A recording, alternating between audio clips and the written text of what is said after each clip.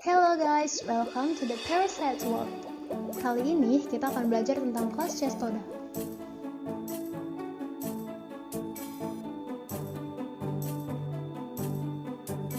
Kelas ini berisi cacing yang memiliki tubuh seperti pita, pipi dorsoventral, dan bersegmen. Tubuh terdiri atas kepala yang disebut scolex, leher yang disebut neck, dan tubuh yang disebut strobila. Strobila terdiri atas segmen yang disebut proglotit. Scolex biasanya dilengkapi dengan rostellum, hooks, dan sucker.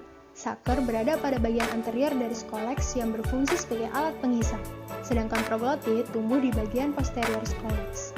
Proglotit yang paling posterior mengandung uterus yang di dalamnya terdapat telur-telur masak. Cacing ini bersifat hermafrodit dan merupakan endoparasit.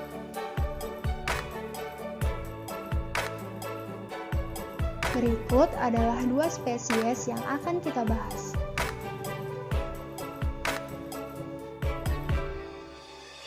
Contoh pertama dari cacing cestoda adalah Philobothrium squally.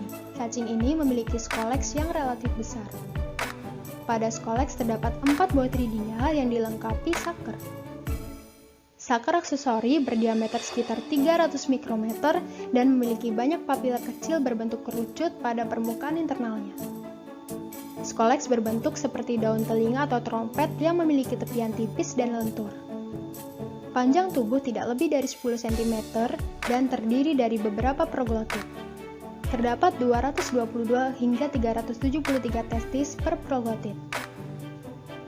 Ovarium berlobi yaitu terdiri dari 2 lobus, vagina terletak di bagian dorsal uterus. Vitellaria tersebar di seluruh daerah tepi proglotit. Telur berdinding tipis dan tidak mempunyai operkulum. Siklus hidup belum diketahui secara lengkap. Inang perantara pertama adalah ikan, cephalopoda, dan invertebrata laut. Inang perantara kedua berukuran lebih besar. Ikan yang terinfeksi tersebut akan dimakan oleh inang definitif. Parasit ini ditemukan pada perut dan katup spiral dari ikan hiu dogfish, Squalus acanthias. Contoh cacing kedua dari kelas cestoda adalah Diphilobothrium latum. Panjang cacing dewasa dapat mencapai 2 hingga 10 meter. Tubuhnya terdiri dari 3.000 segmen atau lebih. Bagian anterior berupa scolex yang lebih besar dari posterior. Ketika masih hidup, cacing ini berwarna kuning keabu-abuan dan di bagian tengah berwarna gelap karena di dalamnya terdapat uterus serta telur. Bentuk scolex memanjang dan terdapat bothridia di bagian dorsal serta ventral. Testis terletak dorsolateral dari proglotit dan vas deferens menuju ke sirus lalu bermuara di garis tengah permukaan bagian ventral. Plerocercoid berbentuk seperti pita berwarna putih kekuningan dan memiliki panjang mencapai seperempat bagian dari anterior tubuh. Siklus hidup dimulai dari telur yang belum matang dikeluarkan bersama feses inang definitif.